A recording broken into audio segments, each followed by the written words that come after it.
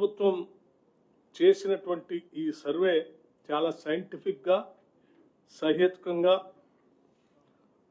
చేసి లెక్కలతో సహా అంటే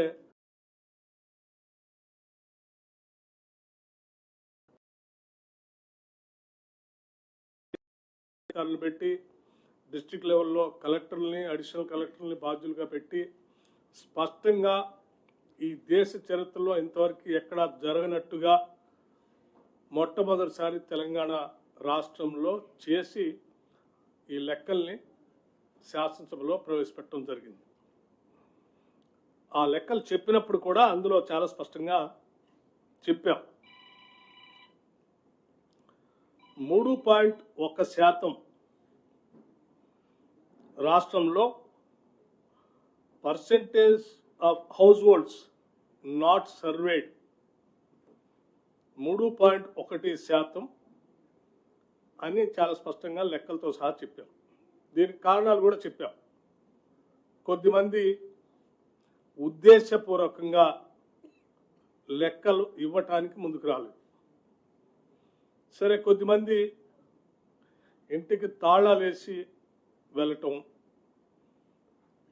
ఇట్లా జరిగినటువంటి ఈ సంఘటనల వల్ల 3.1% మిగిలిపోయారు అని చెప్పినప్పుడు కొంతమంది ఆ మిగిలిపోయినటువంటి వాళ్ళు ఎవరు అని అడిగితే కూడా లెక్కలతో సహా చెప్పాం.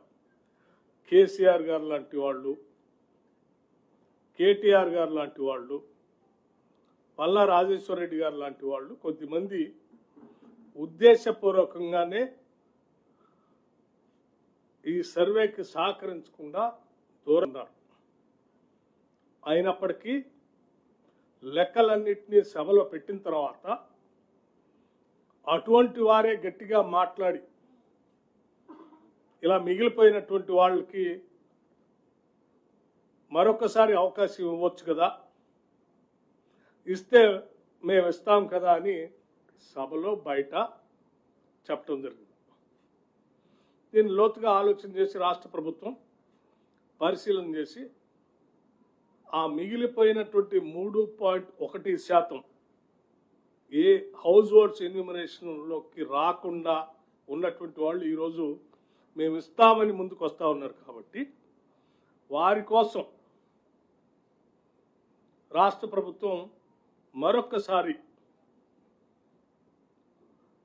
ఎన్యూమరేషన్ చేపించుకోవడానికి ఈ లెఫ్ట్ ఓవర్ ఫ్యామిలీస్కి ఫిబ్రవరి 16వ తారీఖు నుంచి 28వ తారీఖు వరకు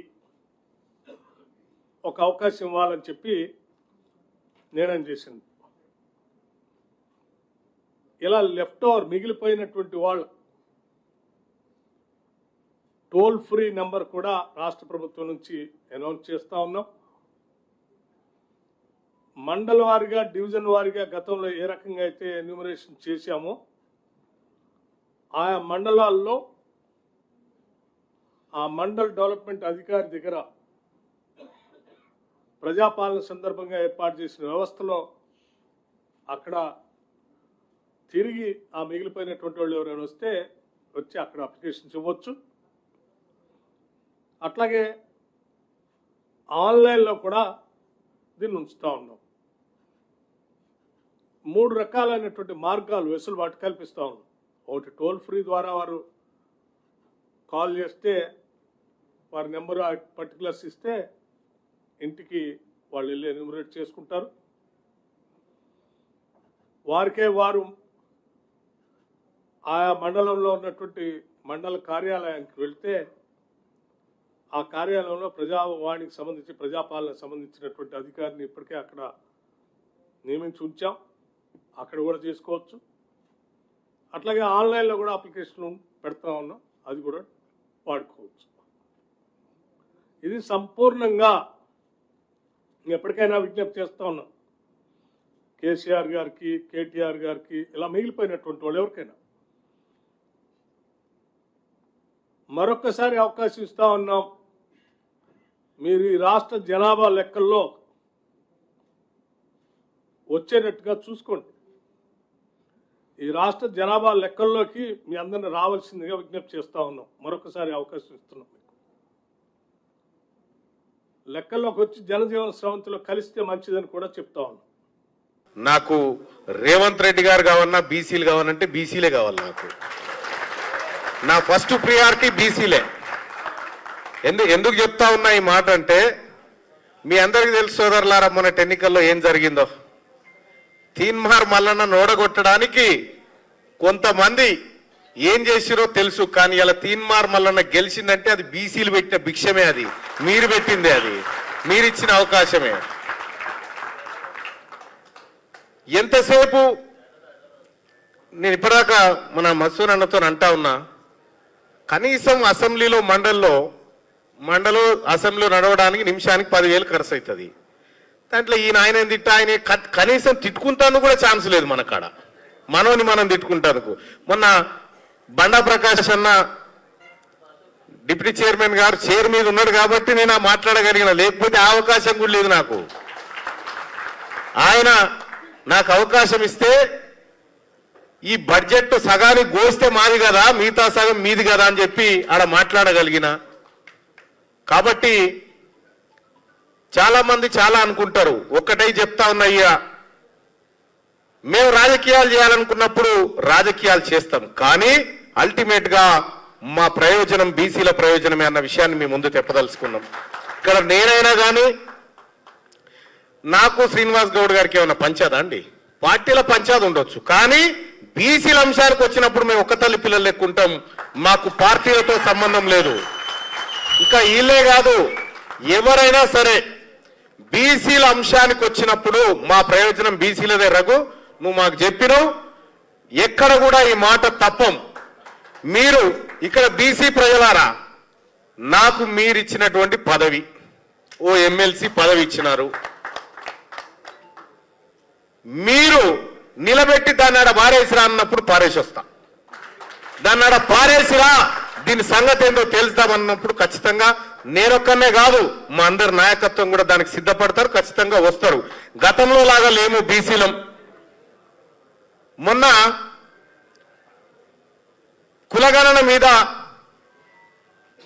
సెక్రటేరియట్ లో మీటింగ్ అయితే మరి అలా నన్ను పిలిచి ఎందుకు పిలిచారో నాకు తెలియదు. పిలిచి ఒక ఆయన పెద్ద ఆయన ఏమంటాడు, పేరు జానారెడ్డి సాబ్, ఏమంటాడు, బీసీలను స్కిప్ చేద్దామంటాడు. అరే ఇది ఎక్కడ కథ? బీసీలది 42% స్కిప్ చేద్దామని జానారెడ్డి సాబ్ చెప్తా ఉన్నాడు.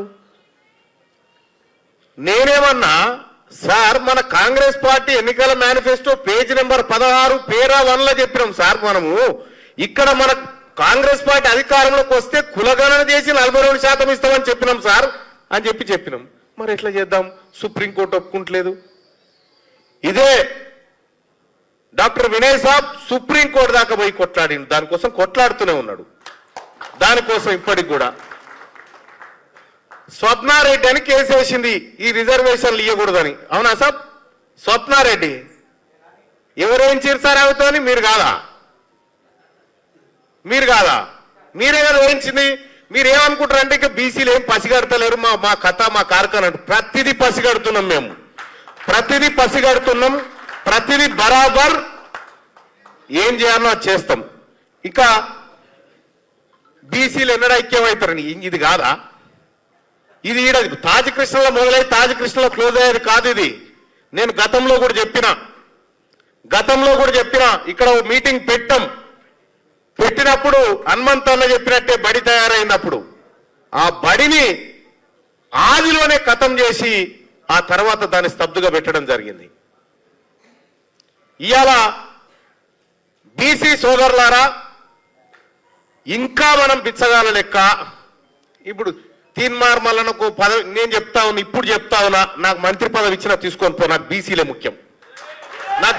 ముఖ్యం. కానీ నేను నా వ్యక్తిగత ప్రయోజనాలు ఆశించి కాదు ఇక్కడికి వచ్చింది.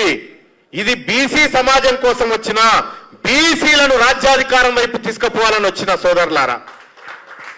మా రాహుల్ గాంధీ గారు చెప్పిండు 42% రిజర్వేషన్ స్థానిక సంస్థల ఎన్నికల్లో ప్లస్ కులగణన అని చెప్పిండు. మా రాహుల్ గాంధీ గారిని గెలిపించడం కోసం వచ్చిన ఇక్కడికి. మా రాహుల్ గాంధీ గారిని ఎట్టి పరిస్థితుల్లో ఓడని మరి ఈ అంశంలో అని చెప్పి వచ్చిన.